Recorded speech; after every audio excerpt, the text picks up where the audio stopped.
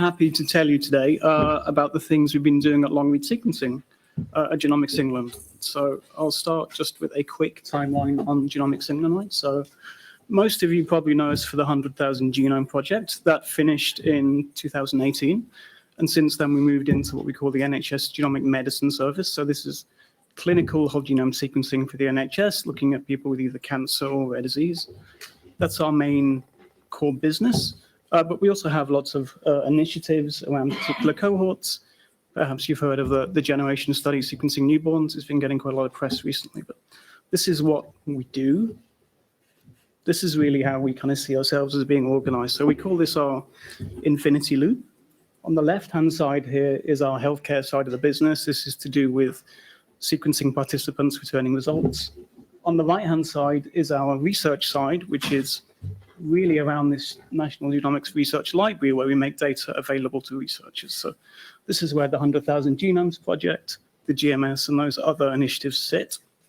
And we call this the infinity loop basically because these things feed back into each other. So we take advances from the research side and we feed it into improving healthcare and so forth. So I work over on this research side of the business. And I'm going to tell you how we're generating research data sets, long-read data sets, to inform healthcare improvements. So this is my team. Our remit is really to look at developments in new sequencing technologies. We have a laboratory hosted at the Sanger. There's a picture here. You can see oxide nanopore promethynes in there. So it's by no means the only technology we're interested in, but it's what I'm going to focus on today. It's one we have the most experience with. We're interested in that for all of the usual reasons. There's real kind of clinical benefits we think there. And I'm also showing you here is a count of all of the flow cells we sequence cumulatively over time. So each flow cell is ideally like a 30x genome on a promethine. And this is a count where we started. So I joined Genomics England right at the start of this, and we were getting to grips with the technology. And since then, we've been building capacity to the point now where we're closing in on our 12,000 flow cells. So we've been doing this for a while, and we're starting to generate some quite big data sets. So in terms of data, this is the way that I see the workflow. We have DNA coming through a pore, and we're measuring the currents. And the raw data format is this kind of squiggle format here. You're going to left. It's in our pod 5 these days. You then have to put that through a process of base calling to get your nucleotides. And then from then on, it's a pretty standard bioinformatics workflow. So it's really that first point that is unique to this technology. And one of the biggest challenges we have is just the size of those raw data files. They come in at about 1 terabyte per 30x genome. So you just have a lot of data to deal with. And you've got to have strategies for that. This process of base calling as well, you need a lot of GPU to do that in a sensible time frame. That has been a problem for us in the past, but it's a less of a problem these days, so I'm not going to talk about it too much today. The other real issue we have is just how quickly things develop here and keeping up with that. So I will touch on that. So I'll talk about this file size issue first. So this is the infrastructure that we use. I've put the first one up there, basically our starting point. I more or less designed that all myself back in 2020. There were lots of bottlenecks in that. It had problems with scaling, really, and we could only do about 20 flow cells a week with that system. We went through a lot of iterations to the bottom. This is the system we use now. This is much more scalable. We can run 4 promethynes in our lab. We send all that raw data more or less in real time as we're sequencing over the cloud storage, and then we pull it down through automated pipelines when we need to on our custom-built GPU cluster on-premise, basically just storing the variant calling outputs, which means we don't need to deal with any of those very large files kind of swamping our on-premise system. They basically just live in the cloud. So this system is very scalable. We've been using this to do a lot of sequencing. One of the nice things is we were able to use this system for a project working with the NHS to try and look at distributed sequencing for them, so putting sequencer closer to the clinic. We set up 5 NHS labs with promethynes and had them feeding data directly into this system, and this worked really well for us as well. So it's a nice scalable solution, and we're happy with how this is working for us. The other issue I want to talk about is just how quickly things change, right? So this is a slide where I'm just trying to give you an idea of how war read accuracy has improved over time. So each dot on here is one flow cell that we've sequenced in our Hinkston lab. I'm giving you a measure of war read identity as just differences versus a reference genome. So 100% is a perfect match. And hopefully you can see kind of when we started out here, we were looking at something about a 10% error rate. And these days things have improved to maybe a 2 or 3% error rate. So big changes, but you can kind of see they come in jumps.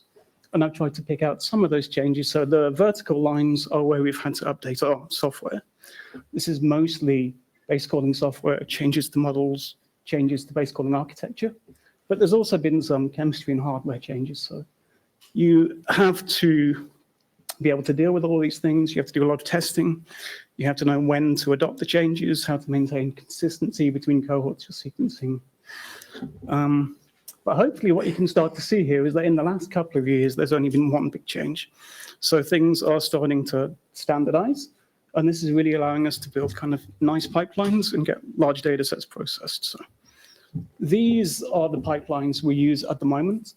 I don't really have too much time to go through this. So this is put the names on here just for screenshots and so forth. But really, we have one base calling pipeline that all samples go through, and then we split it up into variant calling pipelines, either for cancer samples or for non-cancer samples. And our cancer pipeline in particular, we're quite proud of. When we came into this, building this pipeline 3 years ago, there were very few tools for somatic variant calling in Oxford antibody data. So we spent a lot of time working with developers to get this up to the standard that we wanted. And we're quite happy with these now. So because of that standardization, as I said, we've been able to process a lot of data. And we're making this data now available in our National Genomics Research Library. So we're having a big focus now on making data available to researchers. There's a little bit of data out there now that all of you should be able to go and work with. And the numbers on here are what we're expecting to come in the next year, basically. So a lot of data incoming, and we're really excited, basically, to get this data out there. Great. So that is really all I wanted to say today. There's a lot of people at Genomics England to thank for this. This is a non-exhaustive list. And it's also really important to thank the participants who've given us all this data and consented for us to use it. I put my contact details there. Very happy for anyone to contact me. Genomics England website there if you want to get access to our data. And I'm very happy to take any questions now.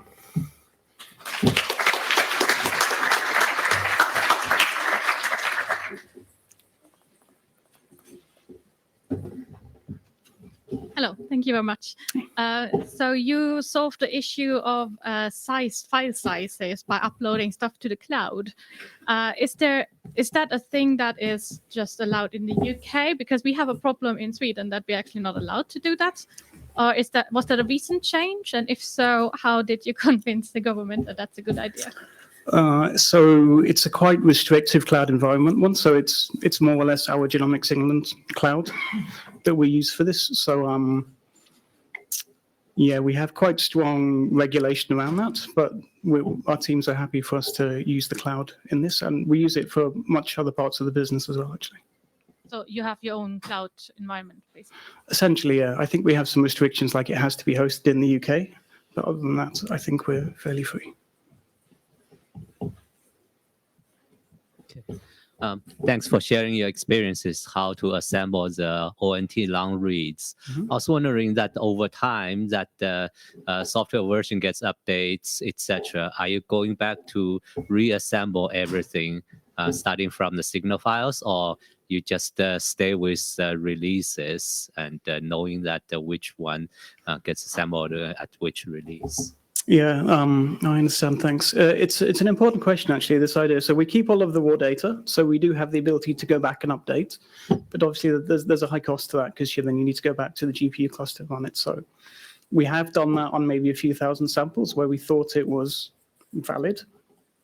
So we do it from time to time. You do have these problems, though, particularly when there's changes in, the chemistry or some of the hardware that you can't actually go back and fix that. So there's a limit to how much you can update your data when that happens. But for the moment, yeah, it's really on a case-by-case basis. If we think there's a good reason to update a cohort, then we will.